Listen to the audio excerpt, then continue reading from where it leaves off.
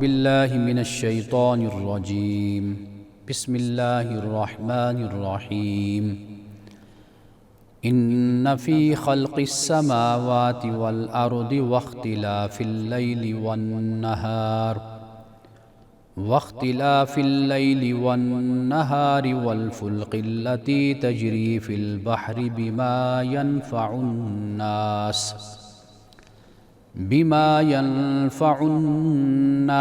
وما أنزل الله من السماء من ماء فأحيا به الأرض بعد موتها وبث فيها من كل دابة وتصريف الرياح والسحاب المسخر بين السماء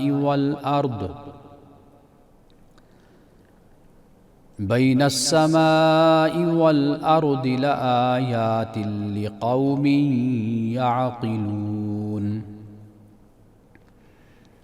ومن الناس من يتخذ من دون الله أندادا يحبونهم كحب الله والذين آمنوا أشد حبا لله ولو يرى الذين ظلموا إذ يرون العذاب أن القوة لله جميعا وَأَنَّ اللَّهَ شَدِيدُ الْعَذَابِ صدق اللہ العظیم۔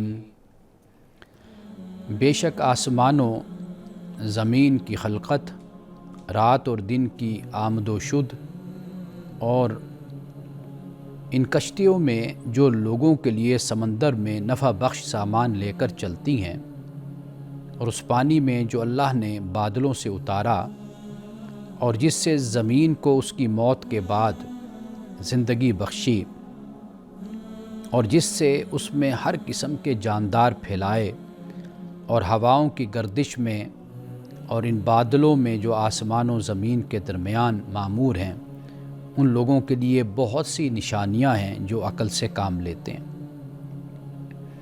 اور لوگوں میں ایسے لوگ بھی ہیں جو خدا کے ہمسر ٹھہراتے ہیں، جن سے وہ اس طرح محبت کرتے ہیں جس طرح خدا سے محبت کرنی چاہیے، لیکن جو خدا پر ایمان رکھتے ہیں وہ سب سے زیادہ خدا سے محبت رکھنے والے ہیں، اور اگر یہ اپنی جانوں پر ظلم ڈھانے والے اس وقت دیکھ سکتے ہیں جب یہ عذاب سے دو چار ہوں گے، تو ان پر یہ حقیقت اچھی طرح واضح ہو جاتی کہ سارا زور اور اختیار اللہ ہی کے ہاتھ میں ہے، اور اللہ ہی سخت عذاب دینے والا ہے۔ پروگرام الکلام میں آپ تمام دیکھنے والوں کو خوش آمدید۔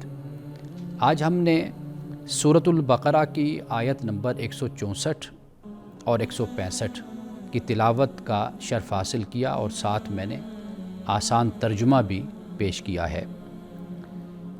ترجمے سے ہی معلوم ہو جاتا ہے کہ اللہ سبحانہ و تعالیٰ نے ان دو آیات میں ہمیں کیا پیغام دیا ہے اور کیا اس میں بیان کیا گیا ہے ہمارے لیے، عقل والوں کے لیے، سمجھ والوں کے لیے، اور ان کے لیے کہ جو حق کے طالب ہیں، جو دین کے طالب ہیں، جو اللہ سبحانہ و تعالیٰ کی رضا کے طالب ہیں۔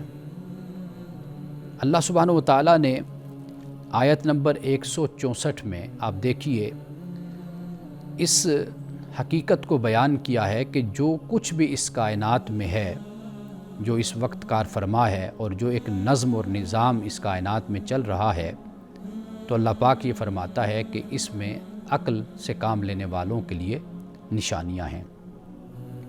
یعنی سب سے پہلے اللہ نے انسان میں سے وہ انسان کے جو تعصب نہیں رکھتے، جو عقل سے کام لیتے ہیں، جو سمجھ سے کام لیتے ہیں، اللہ نے یہاں پہ ان سے خطاب کیا ہے۔ یعنی یہ بات سمجھ آ جاتی ہے کہ اللہ سبحانہ و تعالیٰ کی یہ مشیت ہے اور یہ طریقہ ہے کہ کہ وہ انسانوں کے سامنے اپنے دلائل کو رکھتا ہے، اپنی مخلوق کو بطور نشانی کے آیات بینات کے وہ ذکر کرتا ہے، تاکہ لوگ تب سوچ بچار کے بعد، تدبر تفکر کے بعد پھر ایمان قبول کریں۔ اب یہاں اللہ سبحانہ و تعالیٰ نے آسمان اور زمین کی تخلیق کا ذکر کیا، آسمانوں اور زمین کی خلقت کا، کہ کون پیدا کرنے والا ہے آسمان اور زمین کو؟ تو واضح بات ہے کہ کوئی تو ہے کہ جو ان کا خالق ہے۔ اور اسی طریقے سے رات اور دن کی آمد و شد، آمد و رفت، کہ رات جاتی ہے تو دن نکل آتا ہے، دن جاتا ہے تو رات آتی ہے۔ تو یہ جو ایک سرکل ہے جو چل رہا ہے، جو ایک نظام ہے، آخر اس نظام کو کوئی ایسی ذات تو ہے، ایسی ہستی تو ہے کہ جو اس کو چلا رہی ہے، جس نے یہ نظام بھی تخلیق کیا ہے۔ اور اسی طرح کشتی ہے کہ جو سمندر میں چلتی ہے اور وہ لوگوں کو وہ چیزیں پہنچاتی ہے کہ جو انسان کے لیے فائدہ مند ہے۔ یعنی سمندر میں، دریا میں انسان اسی کشتی پر سفر کرتا ہے، اور یہی کشتی ہے کہ جو سامان کو اٹھاتی ہے اور پھر دوسری منزل پہ اور ساحل پہ پہنچاتی ہے۔ اس وقت کشتیاں تھیں تو آج بڑے بڑے شپ ہیں، بڑے بڑے جہاز ہیں، بحری جہاز ہیں کہ جو یہ کام کرتے ہیں۔ تو لیکن بنیاد کیا ہے؟ وہ اللہ سبحانہ و تعالیٰ نے جو انسان کو عقل اور شعور کی دولت دی ہے، کہ جس بنیاد پر انسان ان سب چیزوں کو تخلیق کرتا ہے، بناتا ہے، تو یہاں پہ اس کا پھر ذکر ہو رہا ہے۔ اور پھر یہ دیکھیے کہ اللہ سبحانہ و تعالیٰ نے آسمان کا بھی ذکر کیا، اور یہ فرمایا کہ آسمان سے پانی برستا ہے۔ اب یہ پانی اتنی بڑی دولت ہے کہ انسانی زندگی ہو، چرند پرند کی زندگی ہو، حیوان کی، جانوروں کی زندگی ہو، ہر جگہ پر آپ دیکھیے کہ پانی کا بنیادی کردار ہوتا ہے۔ اللہ سبحانہ و تعالیٰ یہ فرماتا ہے قرآن مجید میں کہ ہر چیز کو ہم نے پانی سے پیدا کیا، اور یعنی جو زندگی ہے اس کا وجود پانی سے ہے۔ اب یہاں پہ اللہ نے جب پانی کا ذکر کیا تو اور اس کے بعد پھر یہ بھی کہا کہ جو بنجر زمین ہوتی ہے، جو خشک زمین ہوتی ہے، پانی نہ ملنے کی وجہ سے وہ بنجر ہو جاتی ہے، خشک ہو جاتی ہے، تو جب بارش اس پہ برستی ہے اور جب اس کو پانی نصیب ہوتا ہے تو پھر وہی زمین زرخیز بھی ہو جاتی ہے، زندہ ہو جاتی ہے۔ یہاں پہ اللہ سبحانہ و تعالیٰ نے فَأَحْيَا بِهِ الْأَرْضَ فرمایا کہ اس پانی کے ذریعے سے اللہ تعالیٰ زمین کو زندہ کرتا ہے، اور کب زندہ کرتا ہے؟ کہ جب وہ مردہ ہو جاتی ہے زمین۔ اور یہ بھی فرما دیا کہ پھر زمین پر ہم نے دابہ کو پھیلا دیا، جو جاندار ہیں، 2 ٹانگوں والے ہیں، 4 ٹانگوں والے ہیں، جو بھی ہیں، اللہ سبحانہ و تعالیٰ فرماتا ہے کہ جو ان کو ہم نے زمین پر پھیلا دیا۔ اور پانی زندگی ہے، پانی ہے تو پھر یہ جاندار ہیں۔ اور پھر اس سے آگے فرمایا کہ بادلوں کا جو ہوا کا چلنا ہے، اب یہ ہوا یہ کتنی بڑی نعمت ہے کہ جو انسان کو اللہ سبحانہ و تعالیٰ نے عطا کی۔ بلکہ یہ جو اور روح کی ہم جو بات کرتے ہیں، جو ہم گفتگو کرتے ہیں، یہ سانس ہی ہے، یہ ہوا ہے کہ جو ہمارے اندر ہے، کہ جس کی بنیاد پر ہم کلام کر رہے ہیں، گفتگو کر رہے ہیں، اور جسے ہم زندگی کہتے ہیں۔ وَالسَّحَابِ الْمُسَخَّرِ بَيْنَ السَّمَاءِ وَالْأَرْضِ، اور پھر اسی طرح بادل ہیں کہ جن کو آسمان اور زمین کے درمیان مسخر کرتی ہے۔ یہ سب کچھ بیان کرنے کے بعد پھر اللہ سبحانہ و تعالیٰ فرماتا ہے کہ جو عقل سے کام لیتے ہیں ان کے لیے اس میں نشانیاں ہیں۔ گویا کہ ابھی ایک شخص مسلمان نہیں ہوا، مومن نہیں ہوا، اس نے دین اسلام کو قبول نہیں کیا، تو اللہ سبحانہ و تعالیٰ سب سے پہلے اس کے سامنے وہ حقائق رکھتا ہے، وہ دلائل رکھتا ہے کہ ذرا ان پر غور و فکر کر کے دیکھو۔ تو لہٰذا اسلام کی یا دین اسلام کی قبولیت سے پہلے اللہ سبحانہ و تعالیٰ جو فطرت کے ذریعے سے اور عقل کے ذریعے سے جو انسان کو حقائق سمجھ آتے ہیں، اللہ سب سے پہلے ان کو بیان کرتا ہے، بتاتا ہے۔ یعنی ایسا نہیں ہے کہ اللہ یہ نہیں بندوں سے چاہتا کہ وہ کوئی زبردستی اور جبر کے ساتھ اور اپنی عقل کو، اپنے شعور کو بند کر کے وہ اسلام کو قبول کر لیں۔ اللہ ان کی عقل پہ دستک دیتا ہے، ان کو بتاتا ہے، دلائل دیتا ہے۔ اس کے بعد اللہ سبحانہ و تعالیٰ پھر انسان سے یہ تقاضا کرتا ہے کہ اب یہ دلائل اور یہ سب کچھ تیرے سامنے ہے، اب اگلا قدم تیرا یہ ہونا چاہیے کہ تو میری ذات پر ایمان لائے اور مجھے تو مان لے۔ اب یہ جو بات ہے یہ بہت اہم ہے، قرآن مجید میں مختلف مقامات پر اسی بات کو بیان کیا ہے۔ آپ دیکھیے کہ سورۃ آل عمران میں اللہ سبحانہ و تعالیٰ نے یہ فرمایا، ان فی خلق السماوات والارض واختلاف اللیل والنہار، آسمانوں اور زمین کی تخلیق میں اور رات اور دن کے اختلاف میں لآیات لأولی الالباب، عقل والوں کے لیے نشانیاں ہیں۔ ناظرین کرام، یہیں سے ہی اسی آیت سے ہی میں اپنی گفتگو کو آگے بڑھاؤں گا۔ فی الحال وقت ہوا ہے ایک وقفے کا، وقفے کے بعد آپ سے ملاقات کرتے ہیں۔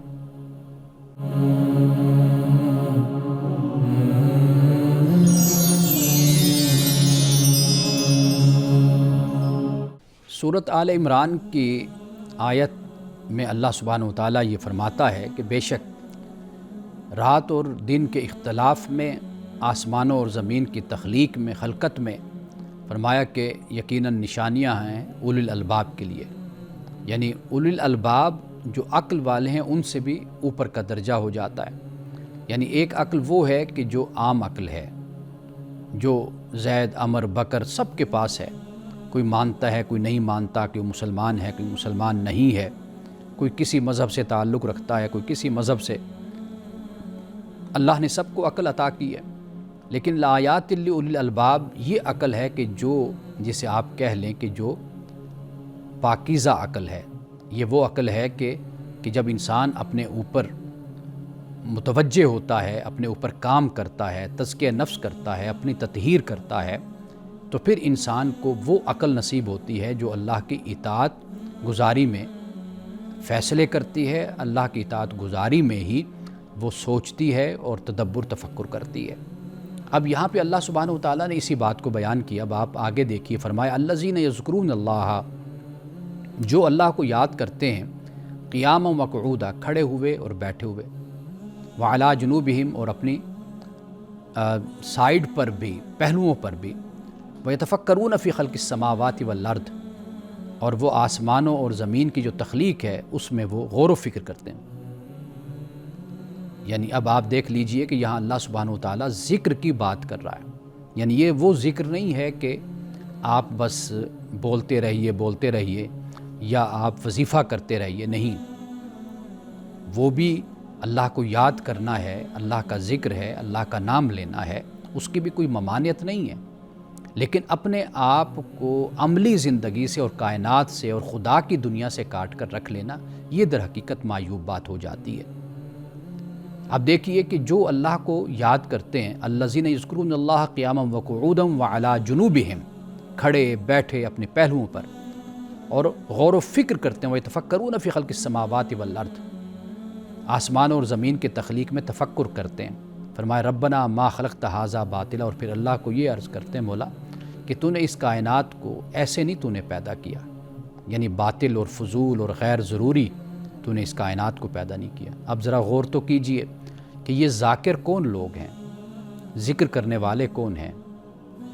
اب یہی ذکر کرنے والے ہیں کہ جو اللہ کا ذکر کر رہے ہیں لیکن کائنات میں غور و فکر بھی کر رہے ہیں۔ تو گویا کہ ہم ذکر کو کائنات میں غور و فکر سے علیحدہ کر کے دیکھیں گے تو وہ پھر ایک ایسا عمل بن جاتا ہے کہ جو نتیجہ خیز ثابت نہیں ہوتا۔ اللہ کو یاد کرنا ہے تو گویا کہ اللہ کی جو کائنات ہے اس پر بھی تو غور و فکر کرنا ہے، پھر آپ اس حقیقت تک پہنچ جاتے ہیں ایمان اور ایقان اور یقین اور تیقن کے ساتھ کہ یہ کائنات اللہ نے ایسے نہیں پیدا کی۔ تو یہاں پہ اللہ سبحانہ و تعالیٰ اسی بات کو بیان فرما رہا ہے کہ جو عقل سے کام لیتے ان کے لیے تو اس میں بہت سی نشانیاں ہیں، ذرا غور و فکر تو کر لو۔ ہاں، اگر تعصب ہے، جانبداری ہے، اگر آپ نے تہیہ کر رکھا ہے کہ آپ نے حق اور سچ کو قبول نہیں کرنا تو یہ ایک علیحدہ بات ہے، پھر ایک کیا، دو کیا، بیسیوں، سینکڑوں، ہزاروں دلائل بھی سامنے رکھ دیے جائیں گے۔ جس نے نہیں ماننی اور جس کی مت ماری ہوئی ہے اور جس کی عقل اس کی خواہشات کی غلام بن گئی ہے، تو وہاں پر تو پھر آپ ہزاروں لاکھوں دلائل دے دیجئے تو وہ تو کبھی نہیں اس بات کو مانیں گے۔ ورنہ یہ کتنی سمپل اور سادہ سی بات ہے کہ اللہ آسمانوں اور زمین کی تخلیق کی بات کر رہا ہے، اللہ سبحانہ و تعالیٰ رات اور دن کے اختلاف کی بات کر رہا ہے، کشتی کی بات کر رہا ہے، اللہ سبحانہ و تعالیٰ آسمان سے پانی برساتا ہے۔ اور پھر آپ یہ بھی دیکھیے کہ قرآن مجید کا جو داخل ہے، یعنی جو قرآن بیان کر رہا ہے، آپ یہ دیکھیے کہ کائنات اور دنیا اس کی مخالفت نہیں کرتی۔ ایسا نہیں ہے کہ قرآن جو کہتا ہو وہ باہر نہ ہو رہا ہو، اور جو باہر ہو رہا ہو وہ قرآن میں نہ ہو۔ قرآن میں وہی کچھ ہے جو باہر ہے، یعنی وہی حقائق ہیں، وہی ریالٹیز ہیں، وہی حقیقتیں ہیں کہ جو باہر بھی موجود ہیں۔ کوئی یہ نہیں کہہ سکتا کہ قرآن مجید نے یہ فلاں چیز کا ذکر کیا، یہ تو باہر دنیا میں ہے نہیں، آسمان اور زمین تو ہے نہیں، یا کشتیاں تو نہیں ہوتی، کوئی یہ نہیں کہہ سکتا۔ یہ وہ چیز ہے جو ایک عام مشاہدے کی بات ہے، تجربے کی بات ہے۔ اللہ سبحانہ و تعالیٰ اس کے ذریعے سے ہماری عقل پر دستک دیتا ہے اور ہمیں جگاتا ہے، اور یہ بات بڑے سے بڑا سائنٹسٹ بھی سمجھتا ہے، بڑا بڑا منطقی اور فلسفی بھی سمجھتا ہے، اور ایک عام انسان جو ہے مزدوری کرنے والا، ملازمت کرنے والا، وہ بھی اس بات، اور سمپل سی بات ہے، اس کو سمجھتا ہے۔ یہی قرآن پاک کا اعجاز ہے کہ جب آپ قرآن مجید کو پڑھیں گے تو قرآن مجید ہر سطح کا انسان قرآن مجید سے ہدایت لے سکتا ہے، اس لیے کہ یہ اس کے مشاہدے کی باتیں، اس کے تجربے کی باتیں جو دن رات وہ دیکھتا ہے اور زندگی گزارتا ہے۔ تو لہٰذا یہاں اللہ سبحانہ و تعالیٰ نے سب سے پہلے عقل سے کام لینے والوں کی بات کی، یعنی پہلے غور و فکر، تدبر، تفکر، پھر اسلام کی طرف آؤ۔ ایسا نہیں ہے کہ عقل کے اندھے بن جاؤ، آنکھیں بند کر لو، اور پھر اللہ تقاضا یہ کرتا ہے کہ بس تم مجھے مان لو، میرے دین پر ایمان لے آؤ۔ اللہ پہلے آپ کو دلائل دیتا ہے، دلائل دینے کے بعد پھر اللہ کا یہ تقاضا ہے کہ اب دیکھ لو، عقل کے ساتھ تم نے سمجھ لیا، تدبر تفکر کر لیا، اب اس کا نتیجہ اور اس کا تقاضا یہی ہے کہ مجھ پر تم ایمان لاؤ۔ اب دیکھیے اس سے آگے جو آیت ہے اس میں اللہ سبحانہ و تعالیٰ نے ان لوگوں کا ذکر کیا ہے کہ جو اللہ کو چھوڑ کر دوسروں سے محبت کرتے ہیں، یعنی جو اللہ کا ہمسر ٹھہراتے ہیں اور جسے ہمسر ٹھہراتے ہیں پھر اس سے محبت کرتے ہیں۔ اللہ سبحانہ و تعالیٰ یہ فرماتا ہے حالانکہ اللہ اس کا زیادہ حقدار ہے، جیسے ان سے محبت کرتے تو اس سے تو کہیں زیادہ یہ تھا کہ اللہ سے محبت کرتے ہیں۔ اللہ ان کی محبت کا ڈیزرو کرتا ہے، وجہ کیا ہے؟ وہ خالق ہے، وہ مالک ہے۔ ہم تو اپنی سانس کے بھی محتاج ہیں، یعنی ہماری زندگی اللہ کے حکم کی پابند ہے، کسی وقت بھی ختم ہو سکتی ہے۔ یہ سانس جو چل رہی ہے ہمارے اختیار سے تو نہیں چل رہی، یہ اس کے اختیار سے چل رہی، اس کے حکم سے چل رہی۔ جب ہم اتنے محتاج ہیں تو پھر ہم خدا کو چھوڑ کر بتوں کی طرف اور دوسروں کی طرف کیوں جاتے ہیں اور ان کو کیوں خدا کا ہمسر بنا دیتے ہیں؟ تو اللہ پاک فرماتا ہے والذین آمنوا اشد حبا للہ، جو ایمان لائے وہ اللہ سے شدید محبت کرتے ہیں، ایمان والے اللہ سے شدید محبت کرتے ہیں۔ اب آپ دیکھ لیجئے کہ پہلی آیت میں اللہ نے ساری نشانیاں رکھ کر عقل والوں کو کہا کہ غور کرو، ذرا اس میں سوچو۔ اب اس کے بعد جب آپ ایمان لے آئے تو پھر اس ایمان کا تقاضا یہ ہے کہ آپ اللہ سے ہی محبت کریں۔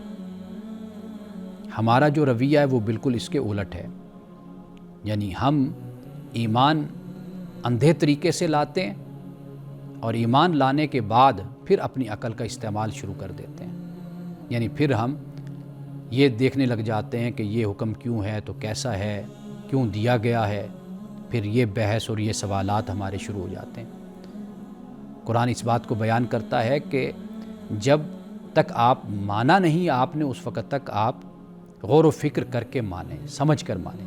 جب آپ نے مان لیا تو اب آپ کو چاہیے کہ آپ سچے دل سے اللہ کی اطاعت اور فرمانبرداری کریں، پھر اس گو مگو کی کیفیت میں نہ رہیں، پھر آپ شک کی حالت میں نہ رہیں، تشکیک میں نہ رہیں، پھر آپ اپنے آپ کو کنفیوژن میں نہ رکھیں، پھر یہ حالت آپ کے نہیں ہونی چاہیے۔ پھر آپ نے جب مان لیا، ماننے سے پہلے غور و فکر کیا، تدبر تفکر کیا، تعقل کیا، وہ ہو گیا۔ اب جب آپ نے مان لیا اس بنیاد پر، تو اب آپ کو چاہیے کہ اللہ کے احکام کی پیروی کریں، اس لیے کہ آپ نے غور و فکر سے عقل کو استعمال کر کے آپ نے قبول کیا ہے کہ اللہ سچا ہے، اللہ کا رسول سچا ہے، اللہ کی کتاب سچی ہے، اللہ کا دین سچا ہے۔ تو لہٰذا اب آپ کی پھر یہ ذمہ داری ہے کہ آپ اللہ سے شدید محبت کریں۔ اب یہاں پر اس بات کو بھی بیان کر دیا گیا کہ یہ جو لوگ اپنی جانوں پر ظلم ڈھاتے ہیں، جو ظلم ڈھانے والے ہیں وہ کون لوگ ہیں؟ وہی ہیں جو اللہ کو چھوڑ دیتے ہیں، دوسروں کو ہمسر بنا لیتے ہیں۔ یہ شرک بھی تو ظلم ہے نا۔ تو یہ شرک کرتے ہیں، بدعت کرتے ہیں، اللہ کے دین کی مخالفت کرتے ہیں۔ تو یہاں پر پھر ان کے لیے فرمایا کہ بھئی یہ پھر قیامت کے دن عذاب سے دو چار ہوں گے۔ پھر ان کو قیامت کے دن پتہ چلے گا، کیا پتہ چلے گا؟ ان القوۃ للہ جمیعا، کہ بے شک ساری قوت اللہ ہی کے لیے، سارا زور اللہ کے لیے، ساری طاقت اللہ کے لیے۔ اور اللہ تعالیٰ عذاب دینے میں بڑا سخت ہے۔ کن لوگوں کو عذاب دینے میں؟ ان لوگوں کو عذاب دینے میں کہ جن کو ساری نشانیاں دلائل دکھا دیے گئے، پھر ایمان نہیں لائے، پھر اللہ کے مقابل دوسروں کو ہمسر ٹھہرا لیا، پھر یہ کر لیا، پھر پیغمبر دعوت دیتے رہے تو دعوت بھی قبول نہیں کی، اور پھر یہ صورتحال رہی ہے کہ اپنے اوپر ظلم کیا۔ اس ظالموں جب فرمایا وَلَوْ يَرَى الَّذِينَ ظَلَمُوا، فرمایا ظلم نعوذ باللہ خدا پر کوئی نہیں کر سکتا۔ قرآن پاک نے واضح طور پر اس بات کو بیان کیا کہ وَلَٰكِنْ كَانُوا أَنفُسَهُمْ يَظْلِمُونَ، اللہ ان پر ظلم نہیں کرتا، وَمَا ظَلَمَهُمُ اللَّهُ، اللہ نے ان پر ظلم نہیں کیا، وَلَٰكِنْ كَانُوا أَنفُسَهُمْ يَظْلِمُونَ، یہ اپنے اوپر ظلم کرتے تھے۔ تو لہٰذا جو اپنے ساتھ انہوں نے زیادتی کی، اس کا نتیجہ قرآن پاک نے بیان کیا ہے۔ ناظرین کرام، آج ہم سورۃ البقرہ کی آیت نمبر 165 تک ہم رکھتے ہیں انشاءاللہ۔ اس سے آگے ہم بات کل کریں گے۔ ایک وقفہ لیتے ہیں، وقفے کے بعد پھر آپ کے سوالات پر ہم بات کرتے ہیں۔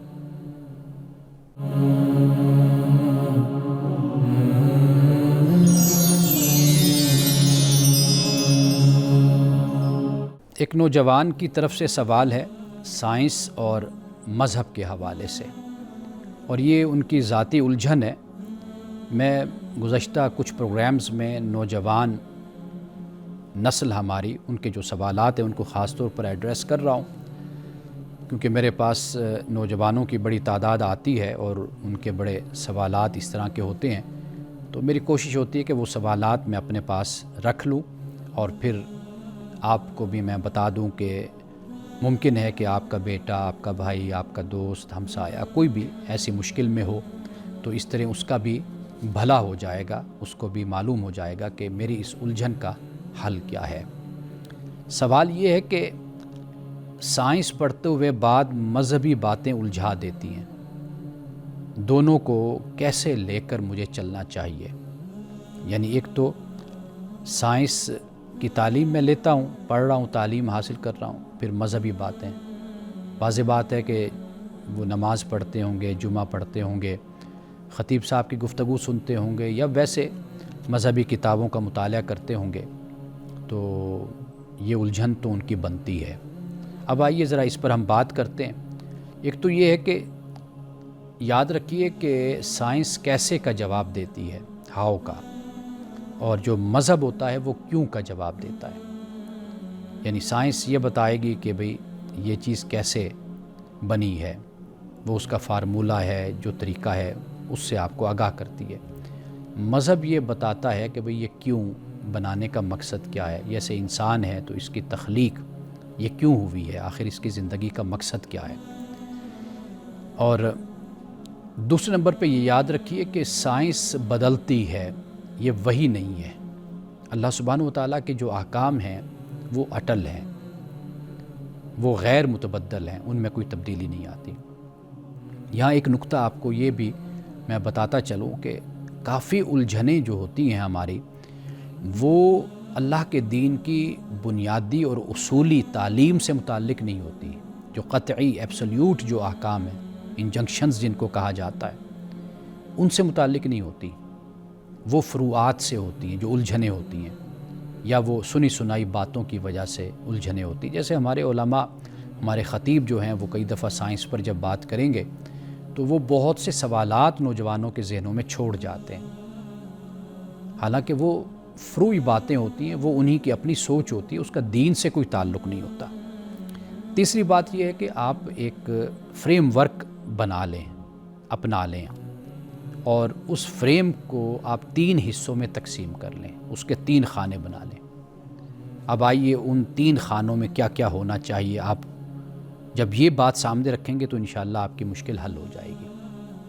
جو پہلا خانہ ہے، صاف ہم آہنگ باتیں جن پر کوئی مسئلہ نہیں ہے، جیسے فطرت میں ایک نظم ہے، نیچر میں ایک آرڈر ہے، یا اخلاقیات ہے، یا انسانی ذمہ داری ہے۔ آپ ایک تو بالکل جو قطعیت کے ساتھ جو باتیں ہیں، بالکل صاف کلیئر باتیں، وہ باتیں ایک تو آپ ان کو لکھ لیجئے، ایک خانہ یہ بن گیا۔ دوسرا خانہ وہ رکھیے کہ جو تحقیق طلب ہوتا ہے، یعنی ابھی اس پہ مزید ریسرچ کی ضرورت ہے۔ یورپ کے جو سائنٹسٹ ہیں، اسکالرز ہیں، ان میں یہ ایک بڑی خوبی ہوتی ہے کہ وہ کبھی یہ نہیں کہتے کہ بس ہمارے یہاں کے پاکستان کے خاص طور پر جو ایتھیسٹ ہیں وہ جس طرح قطعیت کے ساتھ بات کر رہے ہوتے ہیں، شاید وہ یہ جو رویہ ہوتا ہے شاید ہمارے معاشرے میں موجود ہے، تو وہ بھی اسی انداز سے ہی بات کرتے ہیں۔ لیکن جب آپ باہر جاتے ہیں، دیکھتے ہیں، تو وہ بہت ہی اچھے اور مناسب طریقے سے وہ اپنی بات کو پیش کر دیتے ہیں، اور کبھی بھی وہ آپ سے الجھتے بھی نہیں ہیں، اور یہ بھی نہیں کہتے کہ یہ میری بات بس آخری ہے، اب اس سے آگے کچھ نہیں ہے۔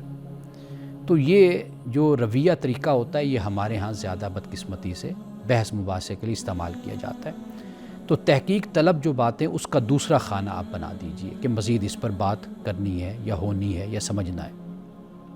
یعنی ایسے سوالات جن پر سائنس بھی مکمل نہیں، اور جو مذہبی تشریح ہے، انٹرپریٹیشن ہے، اس میں بھی مختلف آراء آپ کو ملتی ہیں، تو لہٰذا آپ دوسرا خانہ آپ اس کا بنا لیجئے۔ تیسرا خانہ، جیسے بعد جو فلسفیانہ غلط فہمیاں ہوتی ہیں، اس کا تیسرا خانہ، یعنی بعض چیزیں سائنس نہیں بلکہ سائنسیت کا نظریہ ہوتا ہے۔ یہ جملہ میرا توجہ سے آپ سماعت فرمائیں کہ بعض چیزیں سائنس نہیں بلکہ سائنسیت کا نظریہ ہوتا ہے، یعنی سائنس ہی سب کچھ ہے۔ یہ بذات خود ایک غیر سائنسی دعویٰ ہے، یہ کہ سائنس ہی سب کچھ ہے۔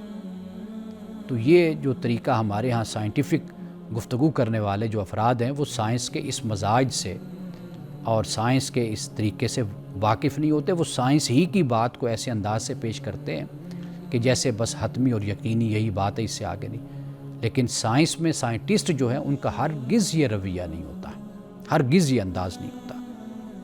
جب ہم سائنس کو مذہب میں لا کر گفتگو کریں گے اور سائنس کو اپنے لیے حجت بنا لیں گے، قطعیت بنا لیں گے، تو پھر واضح بات ہے ہم سائنس کو مذہب کے سامنے کھڑا کر دیں گے، جس طرح مذہبی آدمی مذہب کو سائنس کے سامنے کھڑا کر دیتا ہے۔ اس طرح ہمارے ہاں کے جو ملحد ہیں یا مذہب بیزار لوگ ہیں، وہ سائنس کو پھر مذہب کے مقابل میں کھڑا کر دیتے ہیں۔ اور چوتھی بات جو میں اس حوالے سے عرض کروں گا وہ یہ ہے کہ مذہب کا جو مقصد ہوتا ہے وہ سائنس کی جگہ لینا ہرگز اس کا مقصد نہیں ہوتا۔ یعنی مذہب ہمیں جو لیبارٹری سائنس ہے وہ نہیں سکھاتا۔ مذہب ہمیں کیا سکھاتا ہے؟ وہ ہمیں زندگی کا مقصد دیتا ہے، وہ انسان کی جو قدر ہے، اخلاق ہے اور خدا کا شعور، یہ ہمیں مذہب سکھاتا ہے۔ اور یہ وہ دائرہ ہے جس میں سائنس خاموش ہے، یہ مذہب کا دائرہ ہو جاتا ہے۔ خدا کا شعور ہے، آپ کو انسان کی قدر ہے، اخلاق کا معاملہ ہو جاتا ہے، اور مقصدیت انسانی زندگی میں ہو، یہ معاملہ ہو جاتا ہے۔ تو یہ سائنس کے دائرے سے باہر ہے اور سائنس اس پر خاموش ہے۔ آخر میں جس نے یہ بیٹے نے سوال پوچھا ہے، وہ جو الجھن بھی ہے، پریشانی بھی، میں تو ان کو یہ عرض کروں گا کہ سوال کا یہ مطلب نہیں ہوتا کہ آپ کوئی ایمان سے باہر چلے گئے ہیں یا آپ غلط ہیں، تو یہ ایمان کی کمزوری نہیں ہے بلکہ ایمان کے بالغ ہونے کا ایک عمل ہے، ایک پروسیس آپ کہہ لیجئے۔ یہ وہ طریقہ ہے کہ آپ آہستہ آہستہ ایمان کی طرف بڑھتے ہیں۔ آپ کو الجھن ہوگی تو آپ کو یہ سوالات آپ کے ذہن میں اٹھیں گے تو بات آگے بڑھے گی، تو اس لیے اس پر پریشان ہونے کی ضرورت نہیں ہے۔ سوال کرنا نقصان دہ نہیں ہوتا، غلط جواب مان لینا یہ نقصان دہ ہوتا ہے۔ تو لہٰذا سوال کیجئے اور پھر اس سوال کے جواب کی ٹوہ میں لگیے، پھر غور و فکر کیجئے، تدبر تفکر کیجئے، اس سلسلے کو جاری رکھیے۔ وقفے کے بعد دوبارہ ملاقات کرتے ہیں۔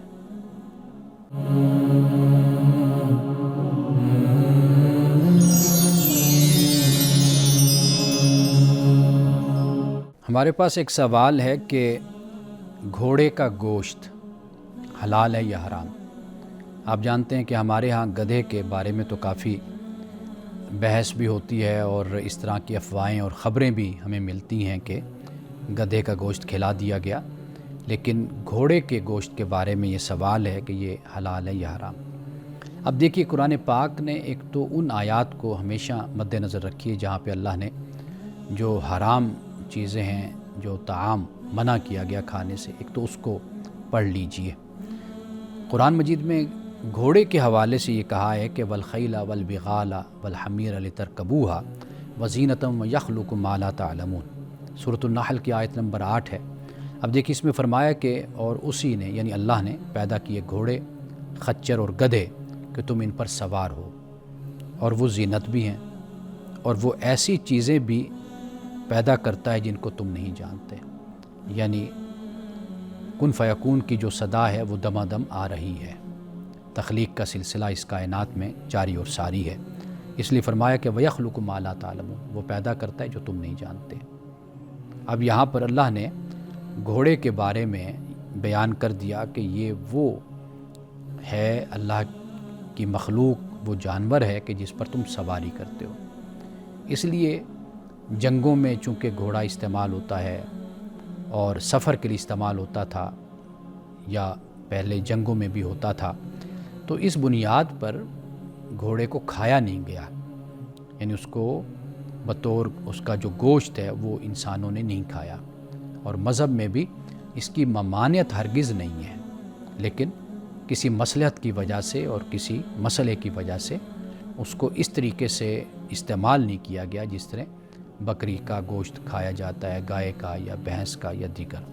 تو یہ حکمت ہے، لیکن اس کا مطلب یہ نہیں ہے کہ گھوڑا حرام ہے۔ گھوڑا حرام ہرگز نہیں ہے۔ احادیث سے بھی ہمیں معلوم ہوتا ہے، ایک حوالہ میں دے دیتا ہوں، آپ اس کو دیکھ لیجئے، 4219 نمبر حدیث ہے بخاری کی، تو اس میں بھی اسی بات کو بیان کیا گیا ہے۔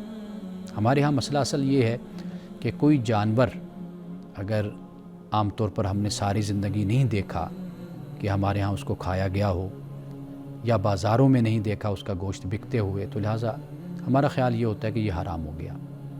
ہم کئی دفعہ اپنی پسند ناپسند کو بھی حرام سمجھنے لگ جاتے ہیں۔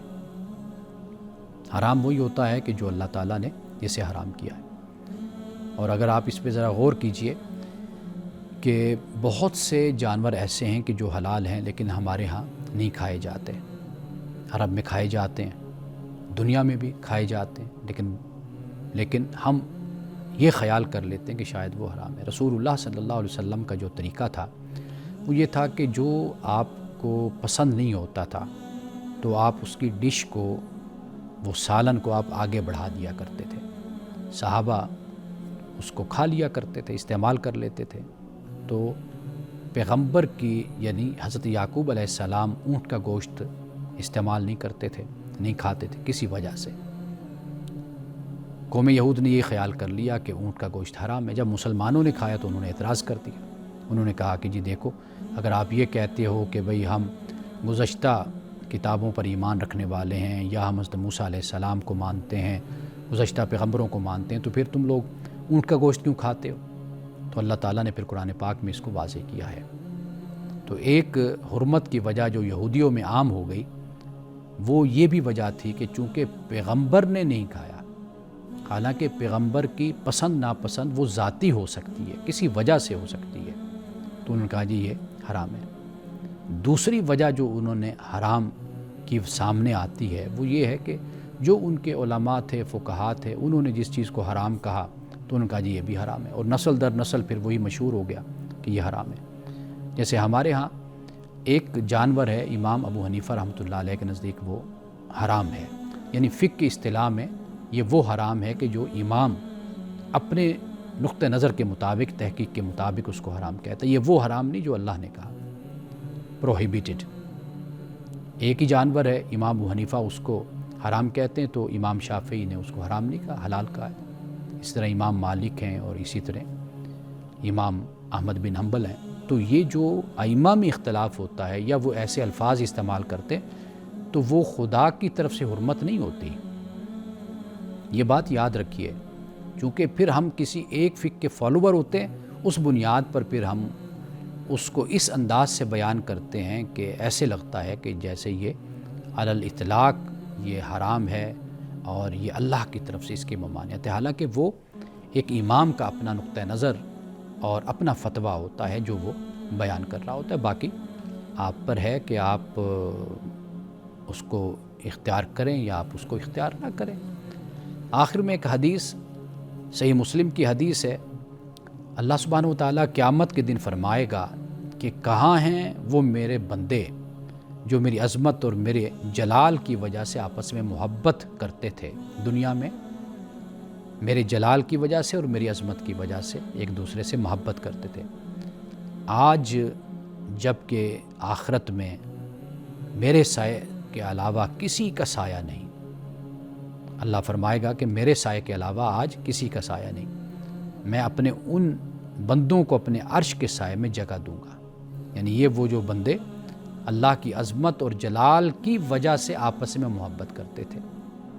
اللہ سبحانہ و تعالیٰ تو ایسے لوگوں کو اپنے سائے، یعنی جو اللہ کا عرش ہے اس کا سایہ اللہ تعالیٰ ان کو عطا کرے گا۔ آپ خود اندازہ کیجئے کہ قرآن پاک نے بیان کیا کہ اس وقت کیا صورتحال ہوگی انسانیت کی، کہ جب اللہ سبحانہ و تعالیٰ ان کو قبروں سے اٹھائے گا اور وہ اللہ کی بارگاہ میں آئیں گے، اس وقت سورج سوا نیزے پر ہوگا، انسانیت جو ہے وہ پیاس سے تڑپ رہی ہوگی، یعنی ایک بے چینی اور ایک اضطراب اور ایک ایسا ماحول ہوگا کہ ہر کوئی یہ چاہے گا کسی طریقے سے بس اس حالت سے باہر آ جائے اور اس کو کسی طریقے سے کوئی سایہ اور اس کو کوئی جگہ نصیب ہو جائے جہاں پر وہ بیٹھ جائے، اس کو سکون مل جائے۔ تو اس وقت اللہ کن کو سایہ عطا کرے گا؟ ان کو عطا کرے گا کہ جو رب کی عظمت اور رب کے جلال اس کی وجہ سے ایک دوسرے سے محبت کرتے تھے۔ آپس میں محبت کرنا یہ اس لیے ضروری ہے کہ اللہ سبحانہ و تعالیٰ ہم سب سے یہی تقاضا کرتا ہے اور یہ چاہتا ہے کہ تم آپس میں محبت کرو، ایک دوسرے کا احترام کرو، ایک دوسرے کی عزت کرو، ایک دوسرے کے ساتھ اچھے سلوک سے پیش آؤ۔ لیکن اللہ کی عظمت اور جلال سے مراد یہ ہے کہ پیش نظر یہی بات رکھو کہ یہ میرے رب کا حکم ہے، میرے رب نے قرآن میں، میرے رسول نے اپنی حدیث میں اس بات کو روایت میں بیان کیا کہ اللہ کی بنیاد پر ہی محبت ایک دوسرے سے ہمیں کرنی چاہیے۔ اب آپ اندازہ کیجئے کہ اللہ اس سے کتنا خوش ہوتا ہے کہ بندہ ایک دوسرے سے محبت کرے، لیکن بدقسمتی یہ ہے، بدنصیبی ہے ہماری کہ ہمارا سارا زور نفرت پر ہوتا ہے، اختلاف پر ہوتا ہے، تشدد پر ہوتا ہے۔ حالانکہ اللہ کہتا ہے کہ بھئی تم مجھے ماننے والے ہو تو آپس میں ایک دوسرے سے محبت کرو۔ اللہ کی مخلوق کوئی بھی ہے، کوئی بھی ہے، وہ خدا کو مانے یا خدا کو نہ مانے، وہ فرما بردار ہو، نافرمان ہو، وہ فاسق ہو، وہ فاجر ہو، کچھ بھی ہو، خدا کا بندہ تو ہے۔ ہم اگر اس سے بھی محبت کرتے ہیں، اس لیے کہتے ہیں کہ گناہ سے نفرت ہوتی ہے، گناہ گار سے نہیں ہوتی۔ بزرگوں نے، پیغمبروں نے، اللہ کے نیک بندوں نے کبھی بھی گناہ گار سے نفرت نہیں کی، گناہ سے نفرت کی ہے۔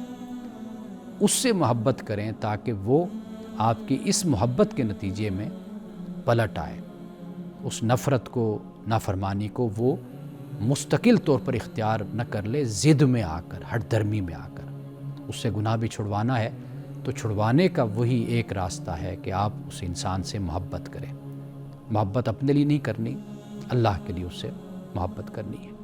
انہی الفاظ کے ساتھ اجازت دیجیے، انشاءاللہ کل آپ سے دوبارہ ملاقات ہوگی۔ السلام علیکم ورحمۃ اللہ وبرکاتہ۔